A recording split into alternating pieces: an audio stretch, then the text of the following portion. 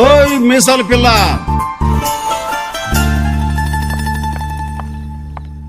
What ఏమన్నావు? ఏదో తిట్టావు. మీసాల పిల్ల అన్నాను.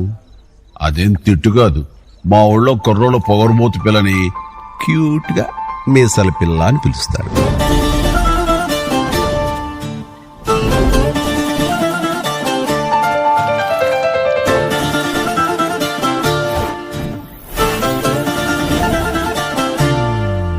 ఏ మిసాల పిల్ల, నీ ముక్కు మీద కోపం కొంచెం తగ్గాలే పిల్ల.